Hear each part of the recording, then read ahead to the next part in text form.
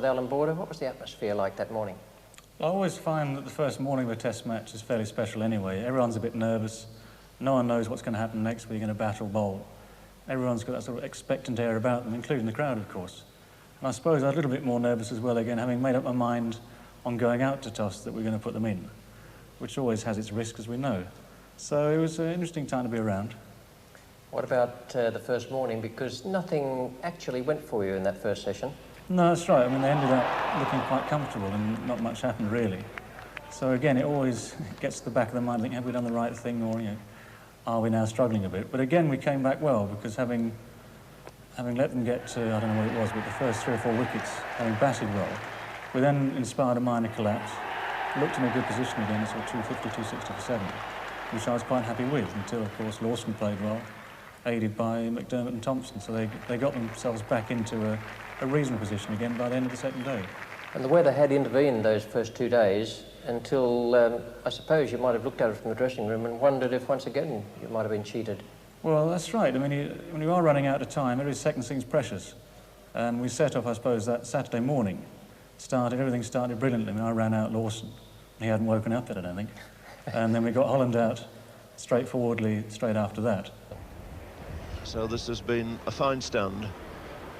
And Ellison is the man who is going to attempt to break it. Had a marvellous spell yesterday. Coming in for the first ball, the third day of this Cornhill test. And through for a quick single, Gauss onto it quickly, and it's a good throw, and he's out, and it's a sensational start to the morning's cricket. Well, Gauss had a good day in the field. He's taken a brilliant catch yesterday and now responsible for a lovely pick-up and accurate throw. And Lawson, who played so very, very well here yesterday, has gone to the very first ball of the day, run out for 53, making Australia 335 for 9. Ellison then to Holland. And that's out, beautifully taken, a third catch to Phil Edmonds, sensational end to that innings. It's all over in the space of an over. And Richard Ellison finishes with 6 wickets. Bob Holland goes, as they say, without troubling the scorers to leave Australia 335 all out. So we'd done everything right for 5 minutes. And from then on, things looked good. We batted very well that day. And it's one of those days where, at the end of the day, people say, well, look, that was very well planned, and England did all the right sort of things. To me, it just seemed to happen naturally. I think we got off the right sort of start. We were batting on a good wicket. The bowling was a little erratic. We just played well, and it came naturally, and without having to think about it, without having to plan it, we did all the right things we needed to. No third man, and that'll be 4.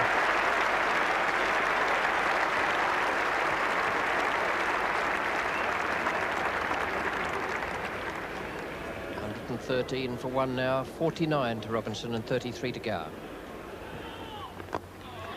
There's the half-century for him. Once again, that ball ran about Robinson's pads, and once again he deals with it.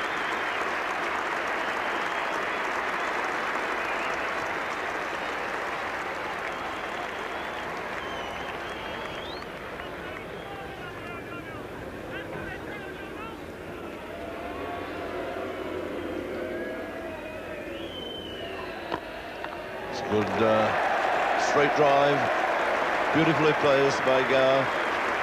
So the 100th partnership comes up for the second wicket. Gower taking his score on to 47 and Tim Robinson on 60.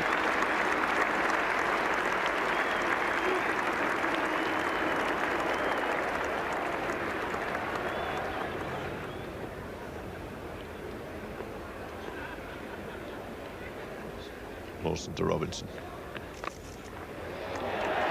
That's short, and that's 4 runs.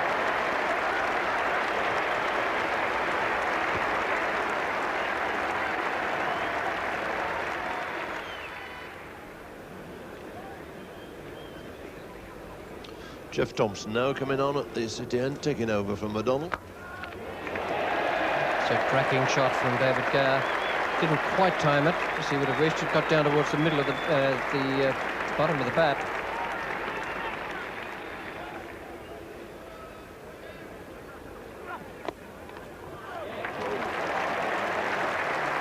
I don't know if they're ever going to learn. I thought there were enough boundaries have been hit today by Robinson to indicate that that is very much his strength. And there's an air of good humour around, with England carrying the attack right on to Australia. Didn't bother chasing that.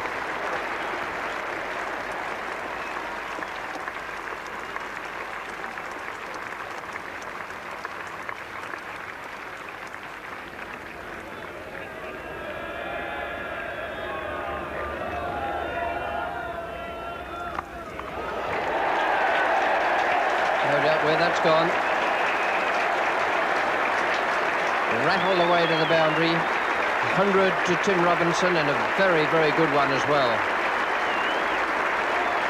No doubt about that. Brilliant stroke. What a nice way to bring up the century.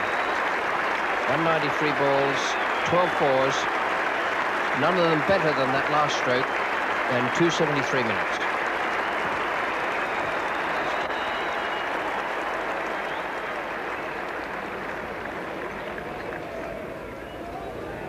Thomson to Gower.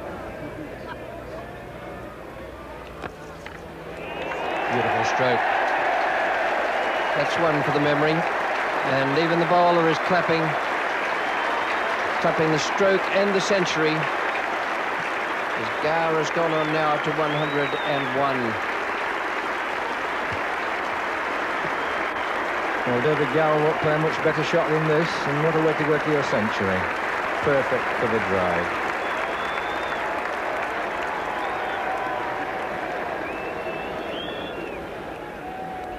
Thomson to Gower. Pretty to watch.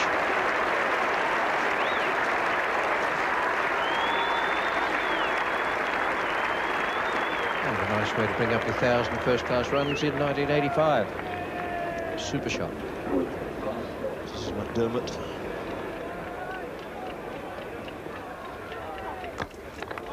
And that's through mid-off for 4 runs. And even without a slip, he can't block all the gaps. And an applause there for the 250 partnership.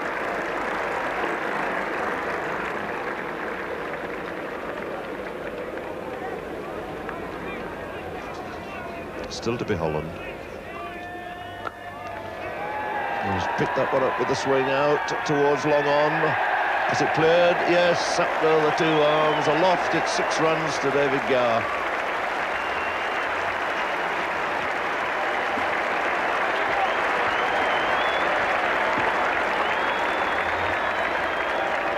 I just have a feeling that David Gower's been waiting for that one.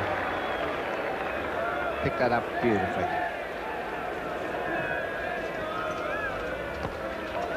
Oh, he's gone for another one. Cracked this straight, and a fine stroke for 4 this time. 300 goes up. Gower puts on the pressure.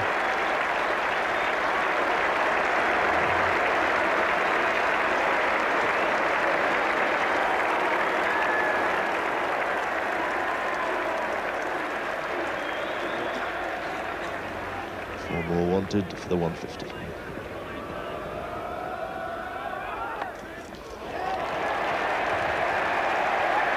There's some quite incredible shots in the last 20 minutes. That takes him to 150. I don't know whether you call it a cut or a drive, somewhere between the two. But it found the boundary edge, and it's 151 out of 331. Remarkably good innings, this.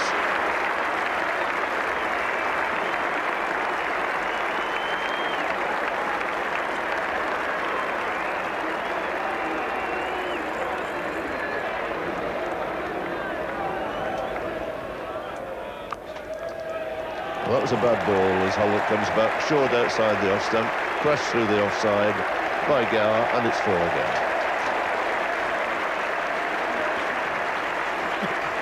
3:37, England have gone ahead.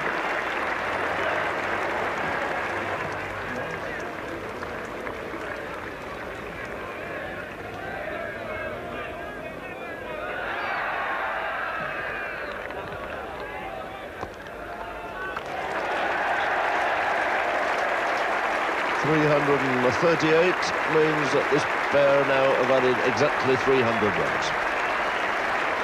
Long time since Graham Gooch went for 19 when the total was 38. A magnificent stand for the second wicket. He's now gone on to exactly 300.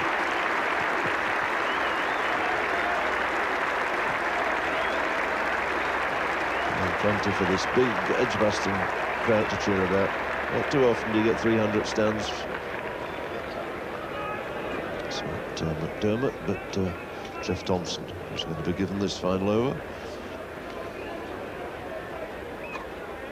Let's face it, he's taken all the wickets that have gone down today. 1 for 72. There's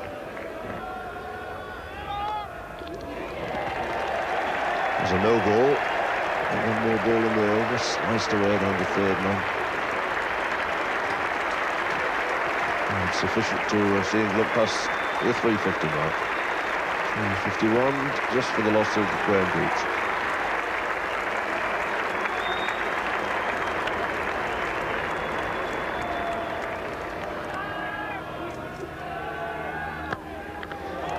Rounded off the day with an absolutely glorious extra cover drive. Couldn't see anything much better than that. Well, I watched a lot of cricket over the years, played in a bit, but I did write back to Australia in a series of articles on the Friday night that, providing Australia didn't do anything particularly stupid, there's no way in the world they could possibly lose that match from the position they were in after the tail-enders had fought back.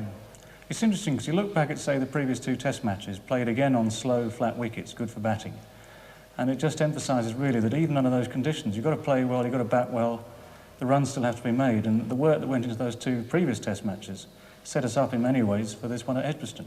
And when things went right, and we did inspire the odd collapse and have the Australians reeling, then you see the benefit of the hard work that's gone before.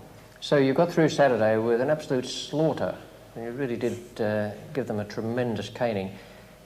I think it's true to say that they didn't bowl very well, but you're only allowed to bowl as well as the opposition permits, and you didn't permit too much good bowling there. When you got through to the Monday and Tuesday, was this going to be it? Well, yes. I mean, the problem then, or the thinking then, was when to time the declaration. And you get all sorts of opinions floated at you by various people. You just have to sit down and work out your own best options.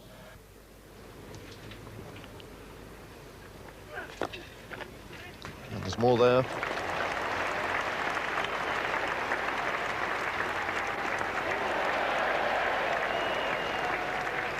.328 now this stand is worth. So the figures of 300 partnerships for England have now gone ahead of Hobson Rhodes against Australia in 1911-12.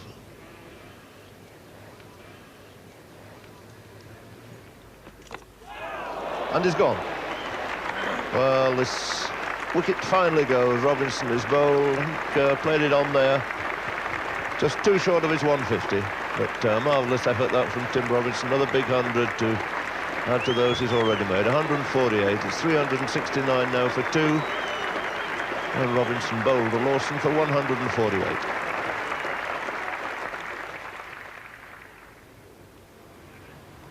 Dermot again to Gower. That's 4. Loose delivery there from McDermott. No problem at all to the England captain. He stroked it away so nonchalantly.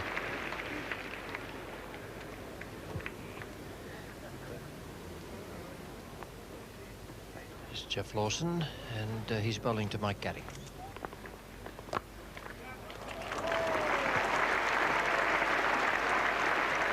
Well, it's rather nice that Gatting should play a stroke of such quality to bring up a real milestone in his cricket career. He's now scored 1,000 runs in the calendar year from November the 28th last year.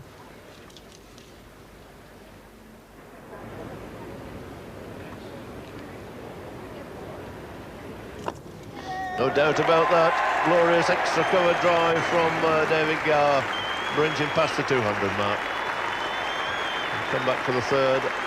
David Gower goes on to 202. A magnificent innings, his best in Test match cricket, just nipping past his previous 200 here, which he made against India in 1979.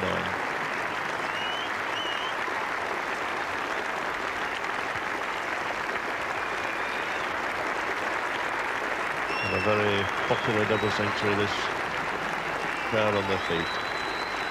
And Alan Border nodding his congratulations. Mike Gatting shaking him warmly by the hands. A 6 and 25 fours in it, off 285 balls, and that's a good scoring rate.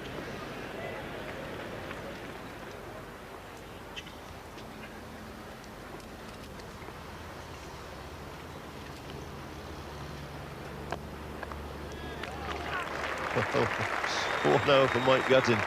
They'd come quite a good deal closer for him. There's nobody back there for Gatting. And it was again another beautiful shot.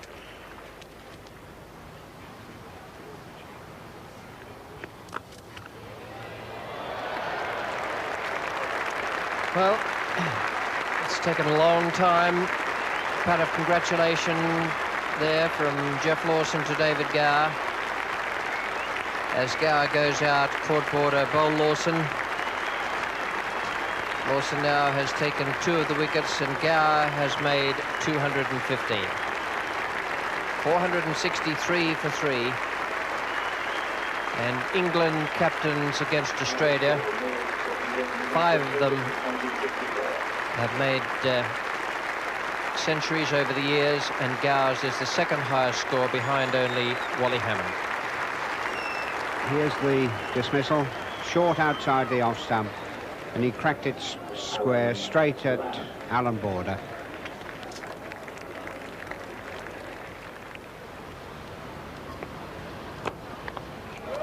Great shot for 4.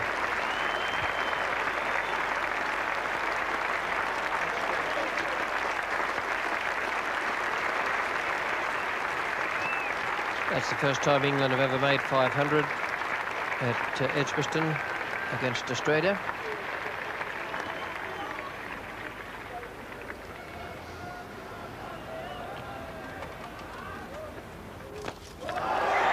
What about that? That is quite incredible. Quite incredible. First ball, bunk for 6.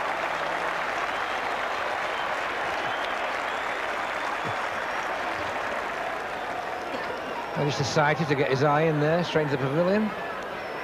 Incredible, really. A ball of McDermott's pace, and the first ball goes straight in the pavilion. And there's another one. 6 more to follow.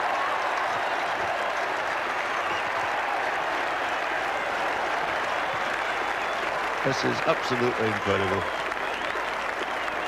Well, he obviously got his eye in with that first 6, because that went about another 10 or 15 yards farther than the first one. But what a perfect finish. Complete follow-through. And 2 marvellous big 6s out of the first 3 balls received.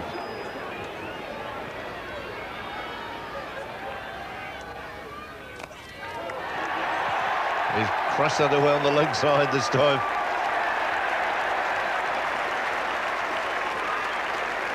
.664. What a way to greet the premier fast bowler on the opposition side.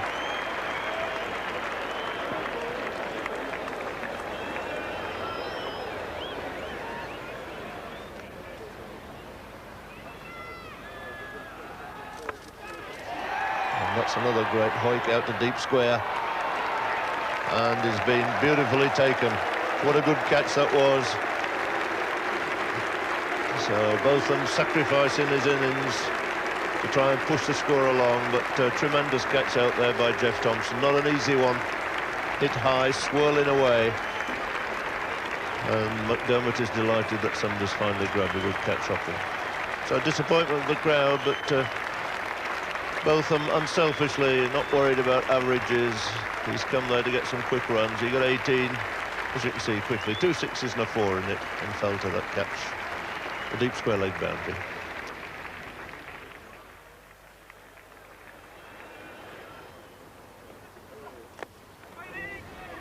And it's through. And there's the single that he wanted. He's got 100. He's kept running because that is the declaration. Everything was really going so much our way that he had to think, yes, this is the moment. And he had it in the back of the minds that, you know, we're definitely going to win this one. We'd been close in the previous match at Old Trafford. We thought, well, this has got to be our day. Did you think that they might have been down enough to produce a batting collapse such as the one that did actually happen? Well, I'd like to sort of think of it more positively from our point of view. You'd like to say, well, we're up enough that we're going to make them struggle. What about Hilditch? Well, I mean, thanks very much indeed is the way you feel about that, isn't it?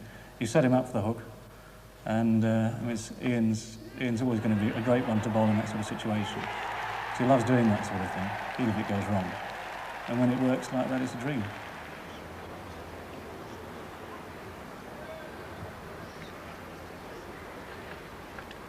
That's out. No need for the batsman to wait for the umpire. Flash outside the off stump. And Ellison strikes. Kepler Wessels goes for 10, and it's 32 for 2. Yes, well, Ellison looking to move the ball in, but on this occasion he swung it out, but it was a bit wide, and Kepler Wessels will be a bit annoyed with himself there. Watchman Bob Holland has 25 minutes to survive out there. And these England bowlers and fielders will be right on their toes now. 3 slips, 2 gullies. Ellison to Holland, who's on the mark. And his LBW first ball. So Ellison's on a hat-trick, and the ploy of sending in the night watchman once again hasn't worked. 32 for 3, Australia. Well, certainly Bob Holland getting his foot on the wrong line here. You can see his foot goes right down the line of the stumps. That ball pitched around middle and straight, and would have hit about middle. So Alan Border having to come in the end at 32 for 3.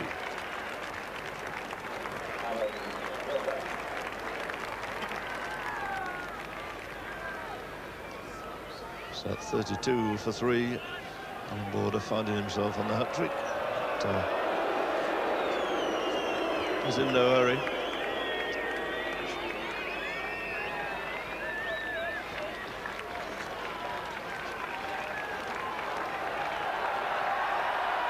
Ellison then to Border. And another very good hat-trick ball with a little bit of width, and Border too experienced a campaigner to be drawn out there.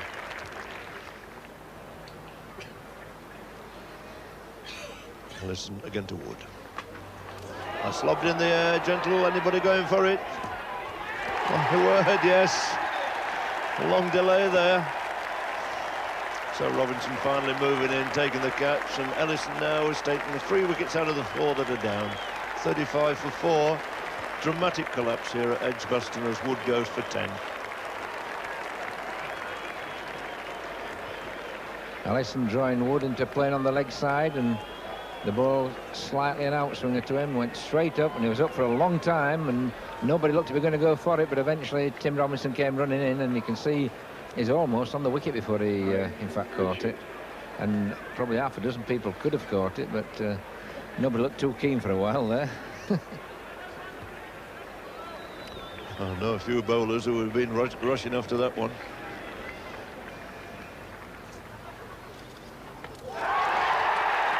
Well, what about that? Border goes clean bowl by Ellison, 36 for 5. Real drama. And that could well be the final clinch spin there.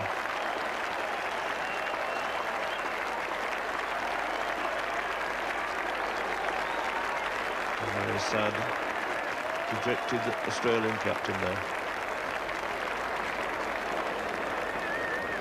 Well, this might be the ball that decides the match. Richard Ellison bowled very well indeed, and for instance the ball that bowled Border, I mean, that's the sort of time when you know that AB is the man to get out. You know that he's frustrated us, for instance, at Old Trafford in the game before and got another 140, played very well. To bowl him like that was, again, one of those major parts of the game. What about Ellison's method? To me, it's delightfully old-fashioned in that he just runs up, bowls a good line length and swings the ball. Well, yes, he does it very well. It's a question of putting it in the right place as well. And he's improved a lot over the last year. He's bowling a bit quicker now than, for instance, he was in India. He's a bit more aggressive than he was. He's obviously not a quick bowler as such, but he does make the batsman think. Apparently shouldn't really have played in that match. Wasn't fit enough, but... According to Bernard Thomas, he was going to be a risk, but according to Richard, who knew full well the risks and the responsibilities on him, he said he'd get through, and I believed him, and I'm very glad I did.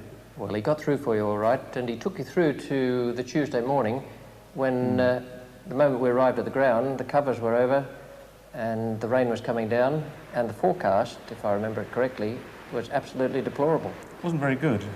We had various forecasts from breakfast telly, from the local Met Office, which seemed at variance at times, and we were told at some stage that it was clearing in the afternoon.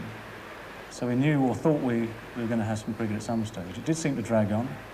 There was some fairly useful banter. I mean, the dressing rooms being right next door to each other at Edgbaston there, and AB was sat there quite casually dressed and just looking forward to the rain coming down all day.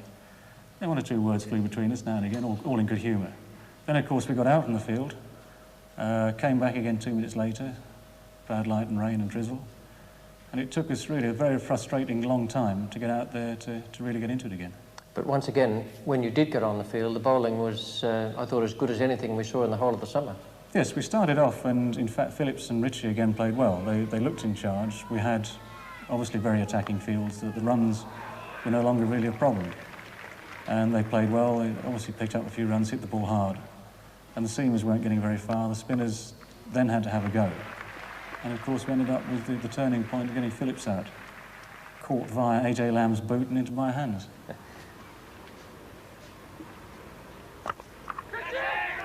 Well, he's done him. But will it be given out? It'll need some consultation. Umpires would need to have been eagle-eyed. I couldn't see what happened. It'll need to be something on the replay. Umpire Shepherd has given him out. And Phillips is distraught, and Ritchie at the other end is equally distraught.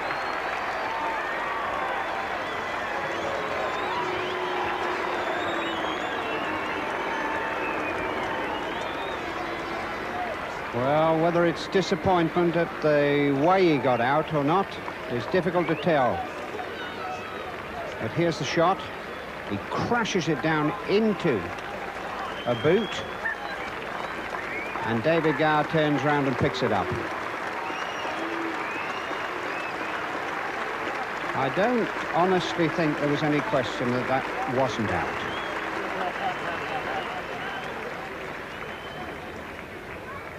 Well, that was a desperately unfortunate dismissal for Wayne Phillips, who'd played so very well. And my ageing eyes still are not quite good enough to see precisely what happened there, but it didn't seem to me that there was any point in worrying about it anyway, because it's no different from being caught behind. The umpire says, OK, that guy's out.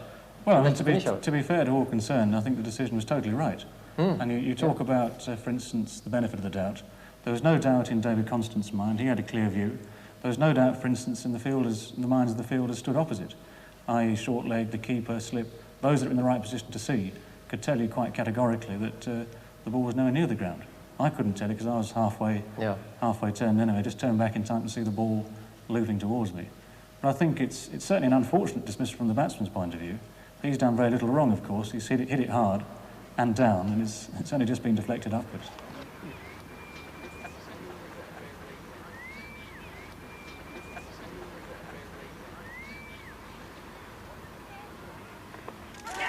And he's gone this time.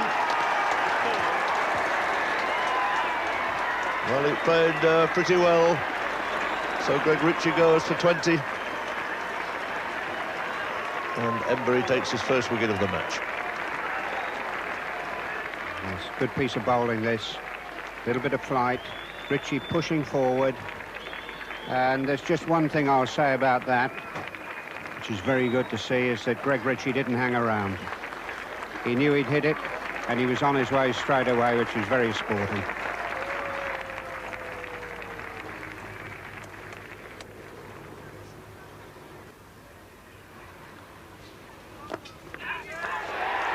And he's gone. David Gower's on a ball out there. Edmonds take the wicket. Lawson goes. It's 120 for 8. And England nearly home. Yes, of course, an absolutely vital match for England to win. Put them on ahead in the series. And Australia then would have to win at the Oval. And just a little bit of turn and stop. And pushed into David Gower, who's very, very close there. And he did extremely well to clutch that in there. little consultation means that Edmonds comes off after his 2 wickets and Botham comes back. With O'Donnell down there, this could be slightly more interesting. Might have been in David Gower's thoughts that Botham has got rid of O'Donnell 3 times in this series.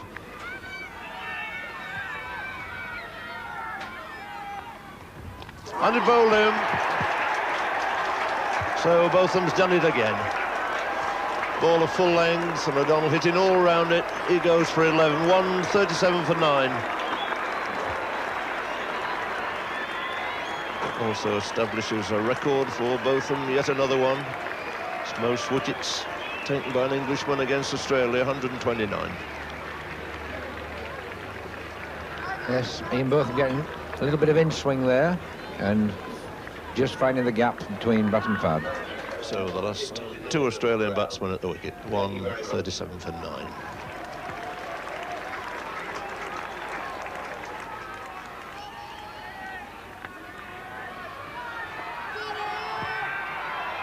Botham in.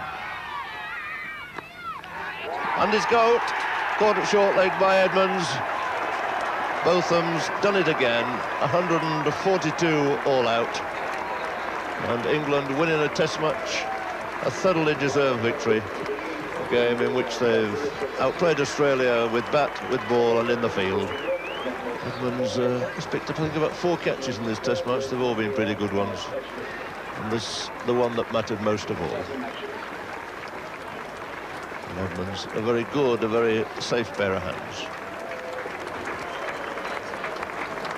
So victory by an innings and 118 runs for England to go 2-1 up in the series, with just the final test to come at the Oval. What about the euphoria in the dressing room then? Did this seem as though you were so far ahead now, even though it was only 2-1, that they wouldn't catch up? It was good news in the dressing room for sure. It's always one of those situations where, from my point of view, I end up on top of the pavilion somewhere dealing with the press. And you tend to come back about 45 minutes later to find all the champagne's gone. But the feeling was certainly good. I mean, you take time straight away to say well played. And you know, people know they've done well. It was a great victory. And you know that after all the pressure of the weather and the previous games and the hard work that has gone in, when you do win that and you end up, as Peter West would say, dormy, with that one to play at the Oval, you know you're in a good position. So it's quite a pleasant feeling. Well, fortunately, Ian Botham was fit, had to get through a fitness test, but I shouldn't think anything could have kept him out of the game. And you come into the Oval, last test match, 2-1 in the lead, and I should think, apart from being a little nervous, very, very happy. Well, yes, that's right. It was again, a magnificent atmosphere that morning, the first match of the day, first day of the match. And it's one of those times you get that sort of glory feeling, you get to just rub it in now. You know, it's time to put the icing on the cake, do the right things just for 5 more days and you've done the job. And again, won the toss, which wasn't a bad thing. I mean, I had a run in India where I didn't win anything just about, or we've managed to change that round just in time for Australia. Won the toss, elected to bat, which was the only sensible thing to do. And we had a marvellous first day.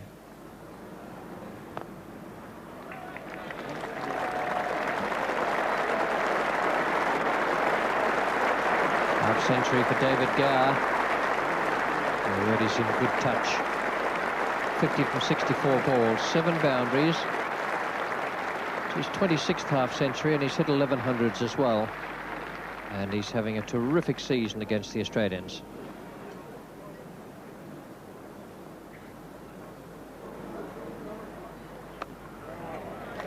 Well placed. Perfectly positioned for the stroke, and he hit it with precision straight between the 2 men on the offside. Graham Gooch goes to 52.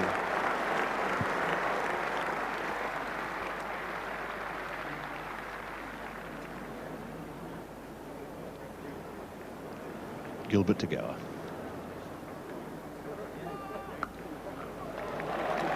Lovely forcing shot of the back foot by Gower for 4. Gower at his very best there.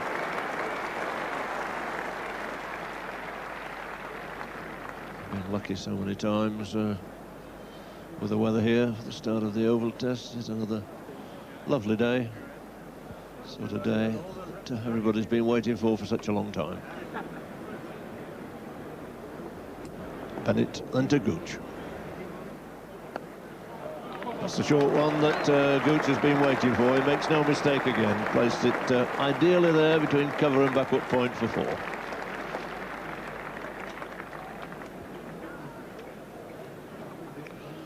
And Gilbert gets a break at this pavilion end. And Jeff Lawson comes to take over.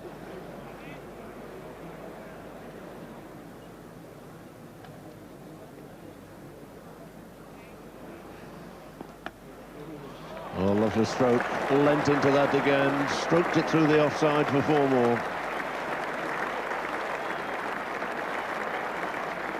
And again, that brings the 2 batsmen level, both on 72.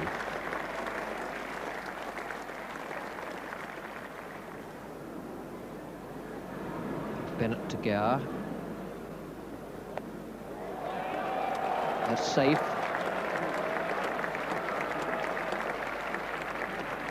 McDermott the fielder, 3 more to Gower. Wild throw from McDermott, and 2,000 runs in Test cricket against Australia for David Gower. Not many people have done that. Alan Border using this 15-minute period, himself and Murray Bennett, to give his quick bowlers an extra rest.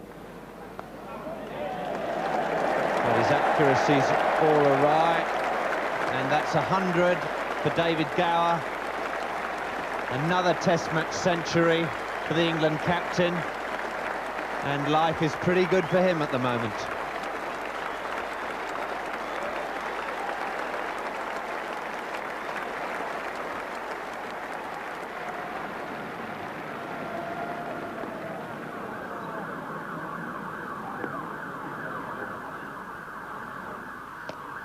Full pitch, and that's just what Graham Gooch wanted, because that will surely take him to 100.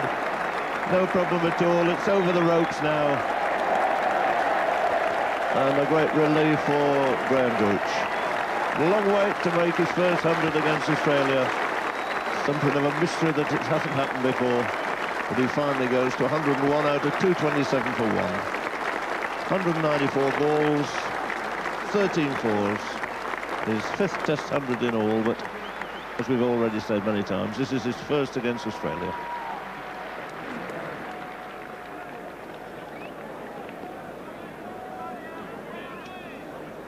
McDermott again. Driven quite beautifully again through the covers. No need for anybody to move there. 4 runs. So McDermott can't get it right. Now the half volleys are too short.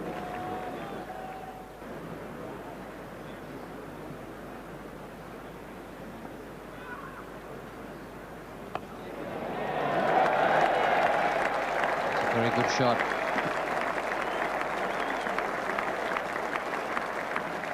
And he's done that extremely well.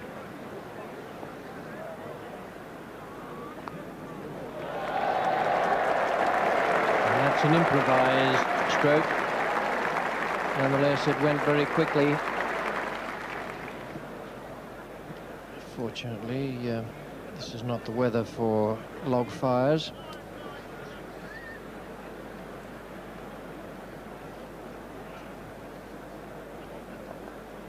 Lawson now preparing to come in from the pavilion end. 288 for 1, and Gower's on 129.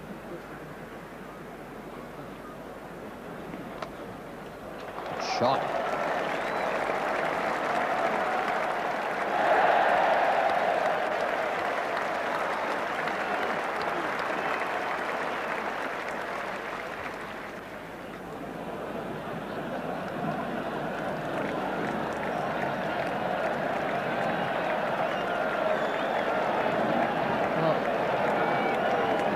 Nice little march. And the bird in the white cap has fixed all that. Bennett again.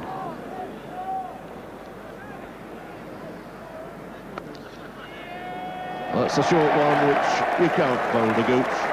140 odd on the board. It's 4 more. 320 up, and that means a 300 partnership. Golden days for English cricket this summer.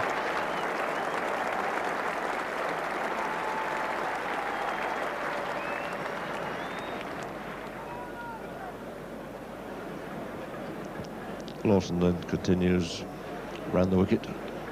Gooch on 147.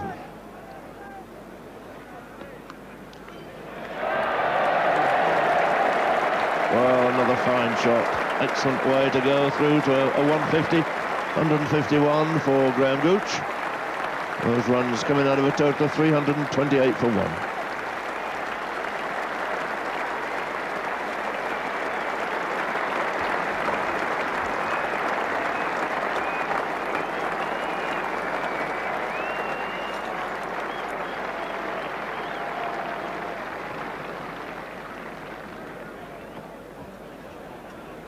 Gilbert to Gower. Oh, a cracking shot. Gower enjoying that, as indeed the crowd have. So he too goes on to another landmark. 151 out of a 349 for 1 score.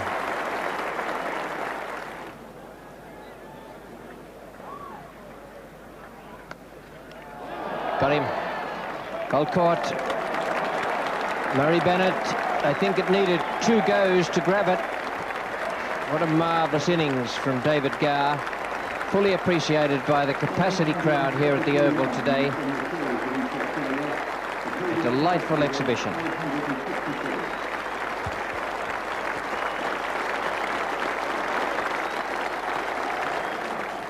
And this is how it all ended. Ball played very firmly into the gully. Murray Bennett, a specialist gully fieldsman, taking at least 2 attempts to gather it safely.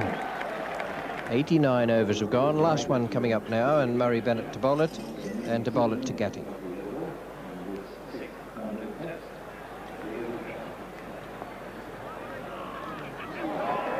And he's caught him.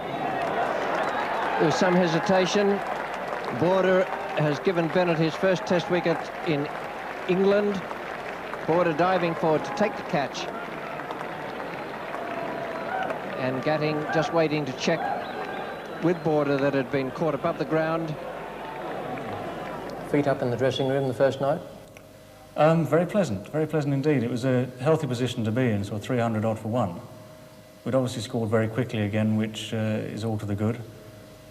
I mean, you look back on the game and you see the next morning's collapse, and you think, well, you know, I'm very, very glad indeed that things went so well on the first day. Actually, it was a pretty good effort from the quicker bowlers to get through a side that really had them by the throat. I thought they came back fairly well. It was a big change round, wasn't it? Certainly, with the new ball again, they used that a bit better, I think, on the second morning than they did on the first morning.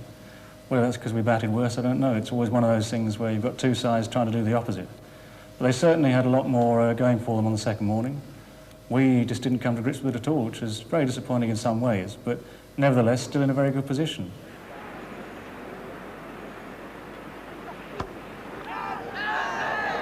And great catch, going the wrong way, picked it up. Gooch has gone on 196.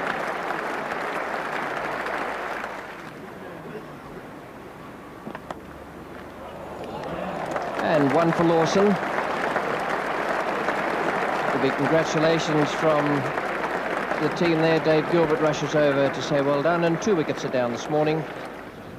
Alan Lamb, just with the single to his name, on strike.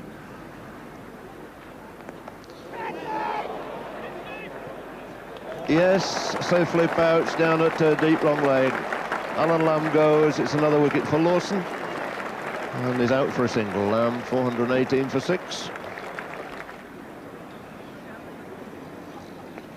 And that's edged and gone, caught behind.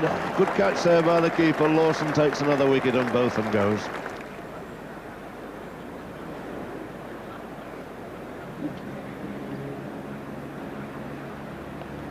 And well done. Gilbert has his first Test match wicket, and the Australians have broken through again.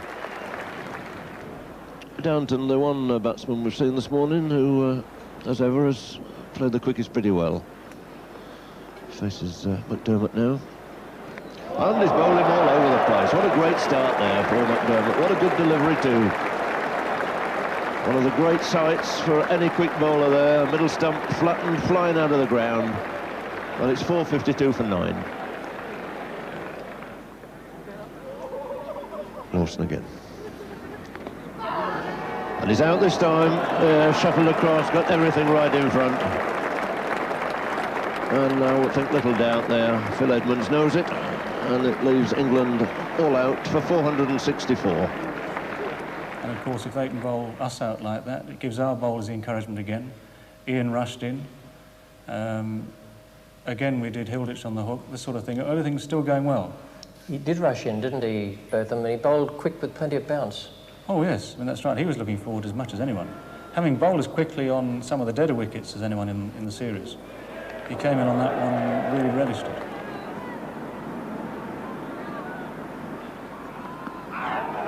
That's out. WW. Wood is gone. Botham has broken through. 35 for 1 Australia. Botham on the move again. That's hooked away, high again. Gooch is underneath it and he's gone. And would you believe that Hilditch again falls for the 3-card trick? Time after time, match after match. Who can blame Botham for dropping it there when so many batsmen obligingly hold out for him?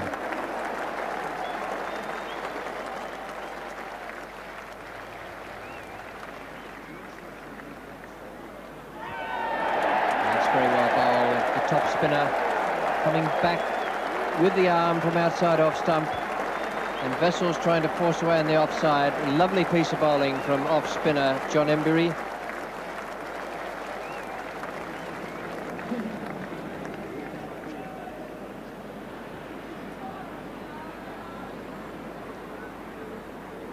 And he's gone this time, on his way without looking at the umpire.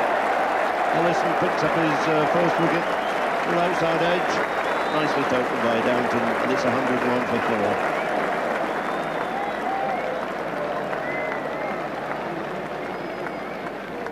Not surprisingly, Edmonds without a slip. Sort of wicket, well, the slow bowler would normally like a slip, just a bit quicker. And that's got through, and Border's gone. He just might have jabbed that one on. That's a vital wicket for England, and could in fact be a much-winning wicket. There's always, I suppose, a tiny little thing at the back of the mind that someone might hold you up or someone's going to get in and stop the rot. But things just kept going. We managed to keep the pressure on throughout. And really, as we said, it was a very good wicket. I suppose you'd assume that Australians, being used to something like that in their home country, would have played a bit better on it. At the end of the tour, I suppose, again, they're perhaps a little weary. I was expecting certainly more resistance than occurred, and just kept the fingers crossed that we'd just keep bowling well, we wouldn't go quiet at any stage, wouldn't go flat, and that we'd just keep falling.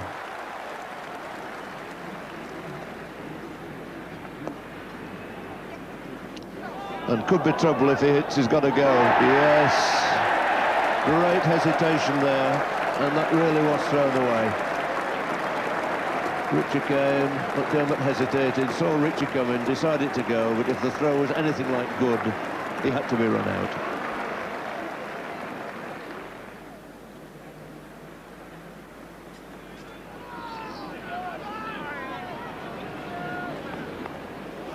That's the end of the Australian innings. Gilbert plays on to Botham. Richie remains 64 not out. Australia all out for 241, and David Gower has the option now of enforcing the follow-on if he so wishes. Happened to me at Adelaide 9:59, and I was just given a little message before I passed the word on to Peter May to bat again, that was the only way England could have regained the Ashes. Now, that was quite true. Did that go through your mind at the Oval? I just had the feeling that, having weighed up all the evidence, all the opinions and my own feelings. Was it a sixth sense that you had them by the throat and you might as well get Well, yes. I mean, I thought we had fresh bowlers. We'd only been bowling half a day. We had a rest day to come. Therefore, you think, well, why not? I mean, things are going so well. It's backing the bowlers, basically. They're doing such a great job anyway that you feel that they are down. The batsman, if I was in that position as a batsman, you've got a big, long climb up to get out of the hole. And I just fancied turning the screw yet more. And you could hardly say that it was unsuccessful. Well, that's right. I mean, again, it was a marvellous way to finish the series from our point of view. It was a marvellous way just to complete the route, as it were, and make sure that the results stood, the Ashes had come back home and in the proper place. And really a tremendous effort all round. I mean, the side responded so well. It was, again, a marvellous team effort. We haven't really said much so far in this talk, but everyone responded throughout the series, really. I mean, the spinners, the pace bowlers, the batters, the keeper. I mean, everyone's been involved at some stage or other, and they've all played their part. And then Monday morning, the icing on the cake for you. Yes, again, you're always looking there thinking, well, we just need time to wrap it up. I had no real visions that we'd do it on that Monday morning. I thought it'd be a little bit harder work than that. And Greg Ritchie has gone, driving a little ambitiously at Richard Ellison's away swinger. It was really quite wide, but Greg Ritchie hasn't been in touch this morning, hasn't quite found the pace, and that is the breakthrough that England were after. Both of them in again. And he's gone. There's the edge. Simple, straightforward catch. To Paul Downton. Wayne Phillips has gone. Both of them have struck yet another blow. And it's 96 for 6.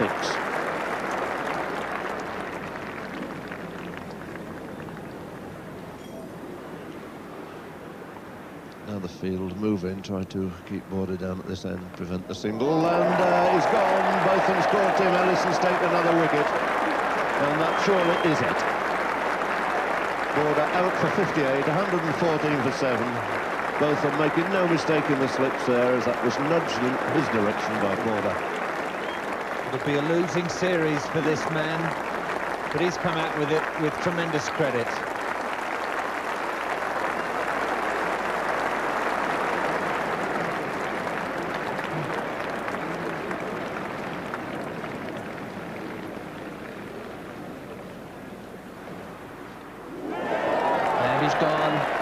Lawson falls to the outswinger.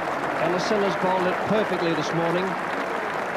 He got Border with a beautiful piece of bowling, and now Geoffrey Lawson with the outswinger that started on or just outside off stump and then kept going.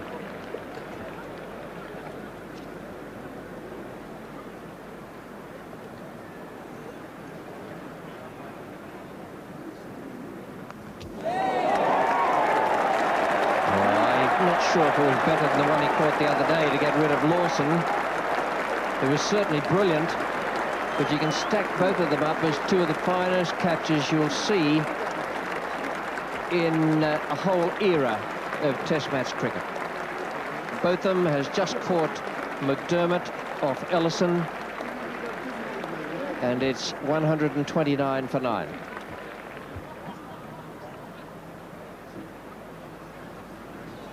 Murray Bennett now having removed his dark glasses.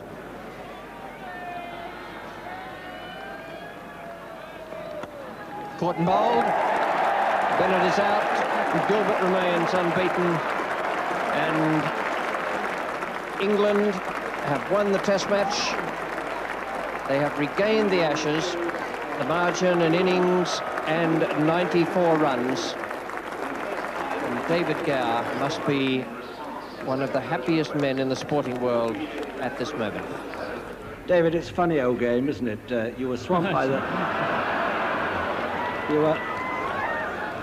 You were swamped by the... Just going now. Swamped by the West Indies last year. Tide turned in India. You were struggling to get runs in May in wet weather, and everything's gone right, hasn't it, for a long time? Well, yes, actually, as the gentleman downstairs just said, history sums that up. I mean, I think we all know very well that this game has very many ups and downs, whether they be personal or as regards sides. And you just accept the good times and enjoy them, and the bad times you just try and forget. You play through them looking for the good times again. So we're on a good time now. I'm delighted, very, very happy indeed. And I'm just looking forward to enjoying it now for the next 3 or 4 hours this afternoon somewhere. The series was a fantastic one. I think cricket was the winner, even though England have come out 3-1 on top.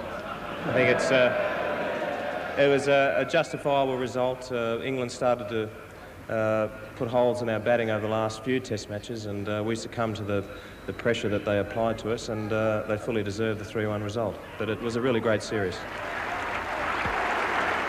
David, I'd like to make a little presentation to you. I have to say that it is a replica, the Ashes. And that's what it's all about. Thank you.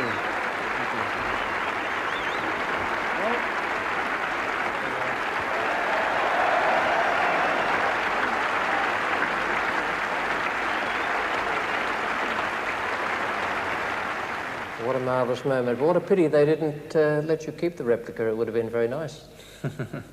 Yes, it would have been. It's obviously a very satisfying thing, so it's a job well done at the end of it. It's one of those moments which you treasure for a long, long time after. Whatever happens in days to come, years to come, it's something very pleasant to look back on. Well, it's rather nice to stand here and look at the Ashes for which we've fought over so many years. The bag, the velvet bag, marked 1883. The same year it was given to the Honourable Ivo Bligh by Mrs. Fletcher of Brisbane after the Honourable Ivo Bligh's team had defeated Billy Murdoch's side 2-1 in Australia. And we've gone on 102 years now. What sort of a summer did you have? A good one. Very, very pleasant indeed. Enjoyed it a lot. And the great moments? That's got to be the greatest of them. That's obviously, as I say, it's the job well done. It's the culmination of 3 months' hard work. And we've all been through it before where it's not worked quite as well. When it goes that way, when things go right, when you make runs yourself,